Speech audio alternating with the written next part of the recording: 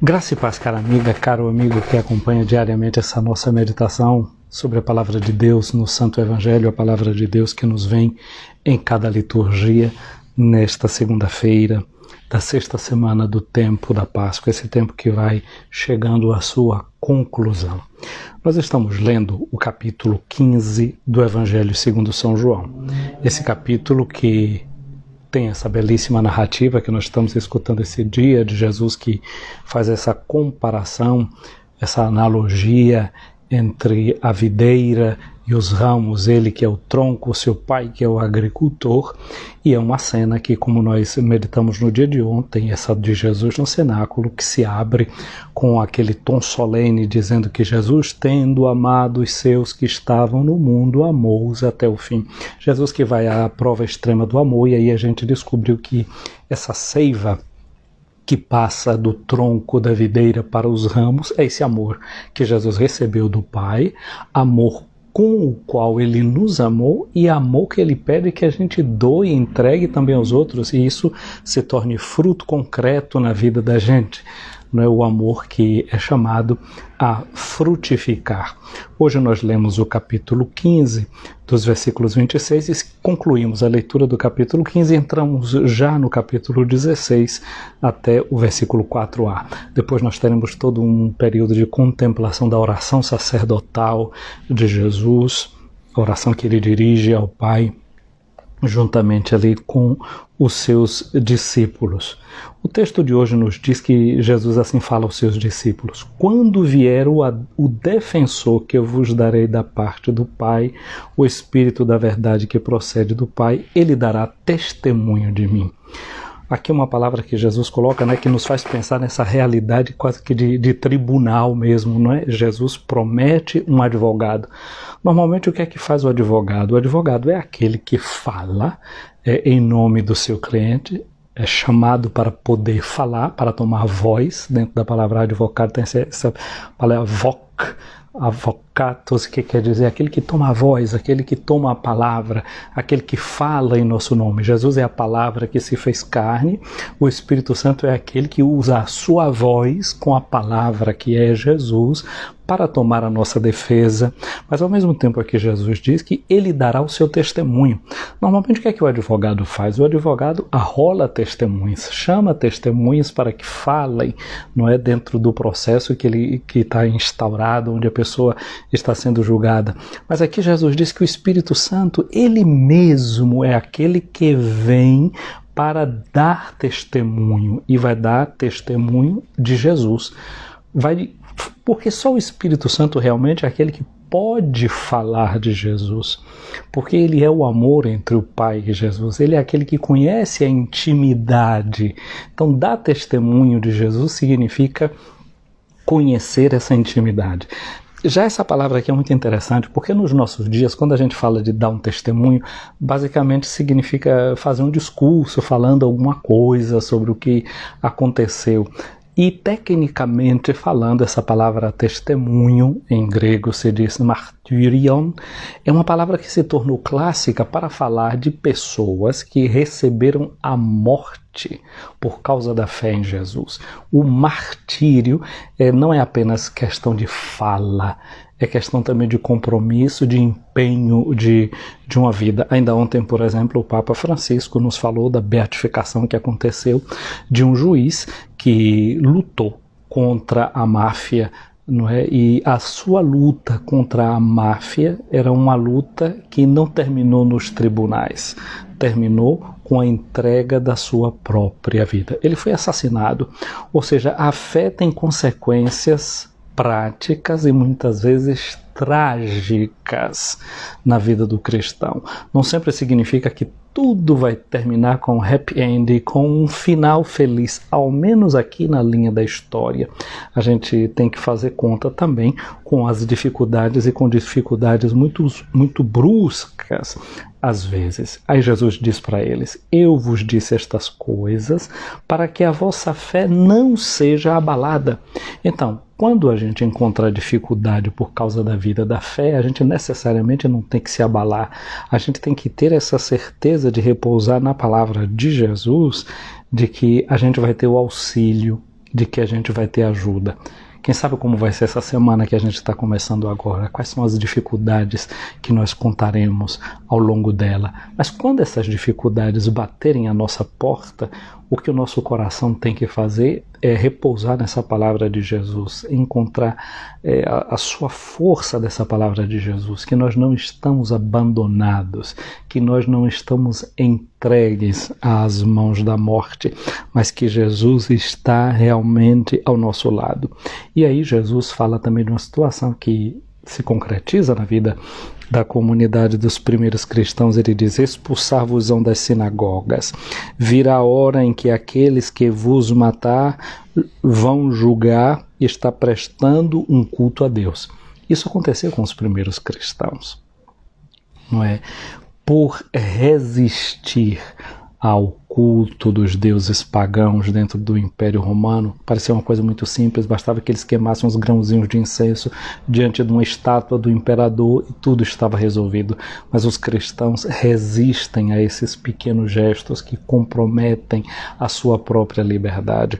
Ou então ainda dentro do próprio povo de Israel, como nós vemos na história dos primeiros mártires, como na história de Estevão, que foi apedrejado por conta da fé que tinha em Jesus. Aqueles que estavam tirando a vida de Estevão, outros que tiravam a vida de outros cristãos, eles estavam pensando que estavam fazendo um ato de piedade, um ato segundo a fé, um ato segundo aquele que era o interesse de Deus. Mas quando mais Deus vai querer a morte das pessoas? A gente conhece da profissão da nossa fé que o que Deus quer quando a gente encontra alguém que está no erro é que ele se converta e viva. O que Deus sempre quer é a vida, mesmo a vida do pecador, que é a sua conversão e a sua vida, a sua transformação, para que ele possa depois até dar glória ao próprio Deus. Jesus mostra aqui esse equívoco na linha da profissão de fé. A palavra forte de Jesus é esta que a gente deve conservar bem. Eu vos digo isto para que vos lembreis do que eu vos disse quando chegar a hora. Não perder a lembrança. Agora aqui Jesus fala de uma questão, né? Eles vão ser expulsos das sinagogas, vão sair, vão ser mandados para fora. E se a gente olha esse texto e ouve esse texto com a primeira leitura de hoje, que é dos Atos dos Apóstolos, tem uma coisa muito interessante. Porque os primeiros evangelizadores, Paulo, Lucas e outros que faziam parte da equipe, eles estão começando a sair em outras regiões, pregando o evangelho a muitos lugares. E diz que hoje aqui o texto do evangelho diz que eles chegam a Filipos, que é uma das principais cidades da Macedônia. Ou seja, esses evangelizadores chegaram aqui, nesse continente que hoje a gente chama da Europa. Eles chegaram aqui na Europa. Diz que eles passaram alguns dias ali na cidade. Quando foi no sábado, saíram além da porta da cidade para um lugar junto a um rio. Paulo, com Lucas e os outros, vão para perto desse rio, onde nos parecia haver oração. Perto de um rio, um lugar onde parecia haver uma oração. Era um lugar campal, estavam ali rezando algumas pessoas. Sentados, começamos a falar com as mulheres que estavam ali reunidas. Você sabe que, por exemplo, numa sinagoga, Jesus disse que vocês serão expulsos das sinagogas. Numa sinagoga podem ter 5.000 mulheres reunidas. Se não tiverem 10 homens, o culto não podia acontecer. Não sei se você já foi alguma vez em Jerusalém, quando a gente chega ali perto do Muro das Lamentações, se é numa tarde de sexta-feira, quando vai começar o Shabat, e aqueles senhores que são judeus, eles ficam sempre vendo se você é judeu ou não, para poder se juntar em volta de uma mesinha com eles, para que eles tenham o número legal, para que possa iniciar a oração. Aqui a gente nota que esses homens que não fazem mais parte agora da sinagoga, desses que são os expulsos, essa expulsão da sinagoga, agora não já é uma coisa tão ruim assim, porque olha, no dia de sábado, que seria o dia de eles estarem reunidos na sinagoga, eles vão se encontrar com um grupo de mulheres. E junto com essas mulheres lá, eles começam a falar. E tem uma dessas mulheres, o nome dela era Lídia. Dona Lídia estava lá, ela era uma comerciante de púrpura, portanto alguém que era bem financeiramente falando, comerciante, uma mulher proativa, e ela acreditava em Deus. Não era uma mulher judia, era uma mulher pagã, como de resto as outras pagãs, as mulheres que ali estavam, não pertenciam ao povo de Israel, mas diz que ela acreditava em Deus e escutava com atenção. Acreditava em Deus e escutava com atenção essa escuta. E o que é que acontece? Diz o Lucas aqui, o Senhor abriu o seu coração para que aceitassem as palavras de Paulo. Então a gente vê como os primeiros cristãos agora estão sendo sensíveis a quem é de outra cultura, a quem tem uma outra sensibilidade religiosa e reconhece essa sensibilidade religiosa no coração das pessoas, sente que o Espírito de Deus está agindo no coração de outras pessoas e, como eu disse, são mulheres. E após aquela palavra de Paulo, elas aceitaram as palavras, e o que foi que aconteceu? Elas foram batizadas, e após ter sido batizada, ela foi batizada, Lídia, né? E após ter sido batizada, assim como toda a sua família, então, através de Lídia, não é? Vem toda a sua família, pensamos no marido, pensamos nos filhos, e família aqui no mundo antigo não significa só quem é as pessoas de sangue, às vezes significa também os criados da casa, né? Os servos da casa. E aí Lídia diz para eles, se vós me considerais uma fiel do Senhor, permanecei em minha casa, e os forçou a aceitar. Coisa bonita notar isso. A Europa se abre ao Evangelho a partir de uma mulher, Santa Lídia, não é, que ali naquela cidade da Turquia aceita a palavra de Deus, é batizada.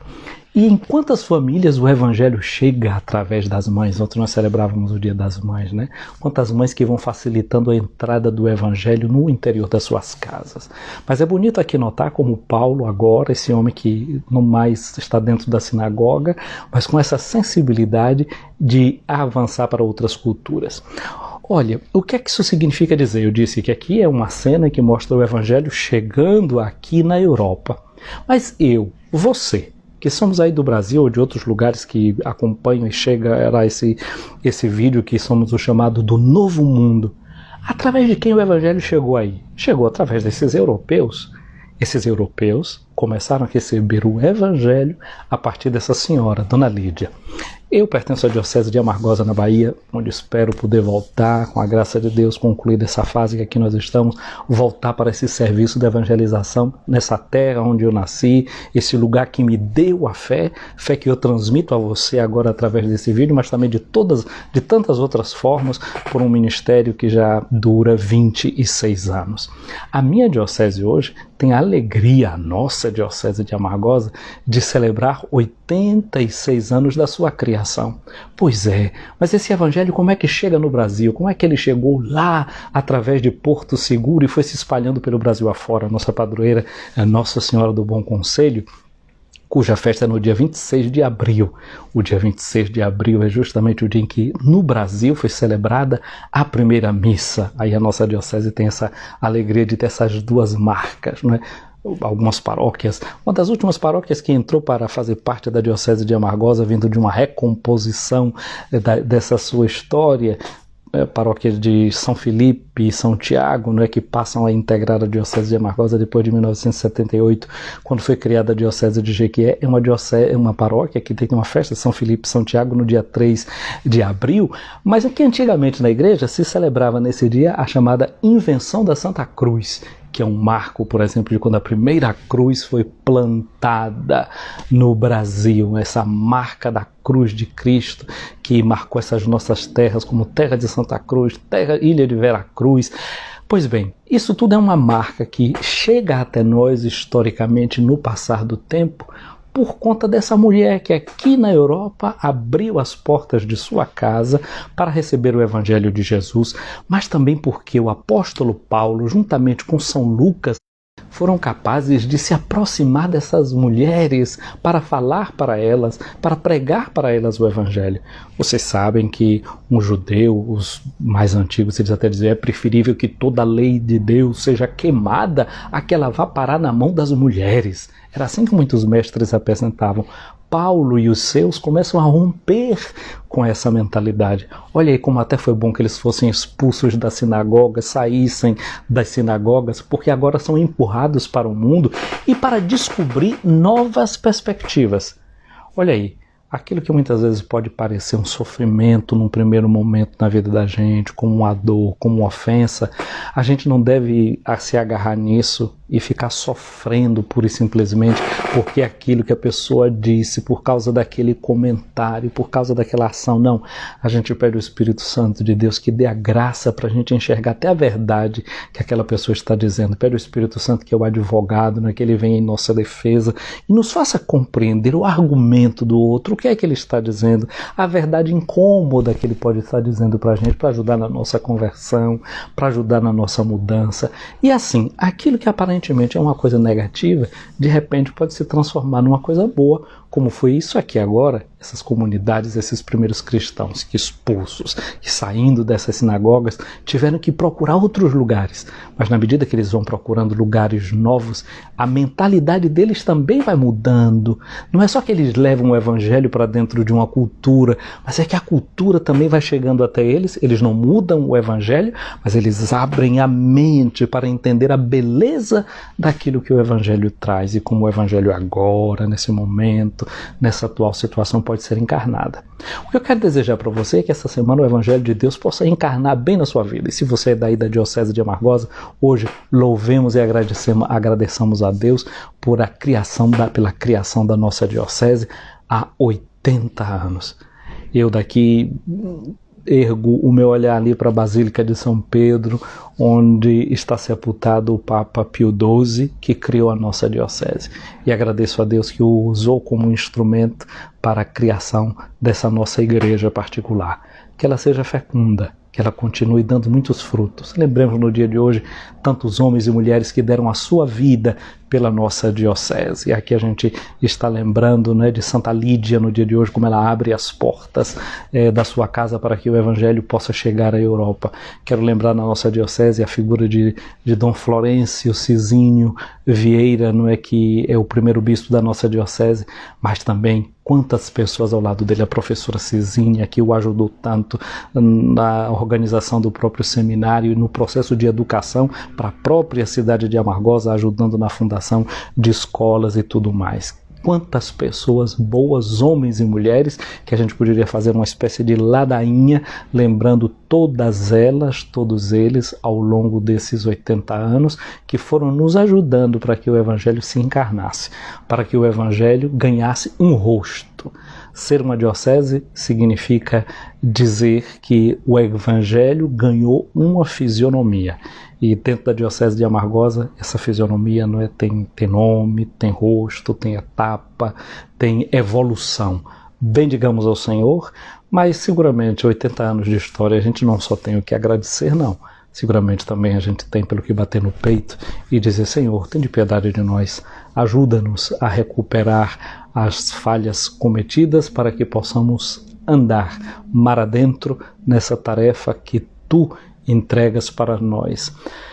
É verdade, os tempos mudaram muito e nós estamos vivendo seguramente uma hora difícil da história do mundo, mas é uma hora privilegiada. Façamos como Paulo, como Lucas, como toda a sua equipe. Não fiquemos a chorar o leite derramado, mas vejamos naquele lugar e nessa situação concreta onde a gente se encontra hoje, o que é que a gente pode fazer melhor. Mas não nos esqueçamos que essa leitura que a gente ouve hoje nos Atos dos Apóstolos, ela começa na semana passada mostrando como algumas coisas parece que não estavam dando certo.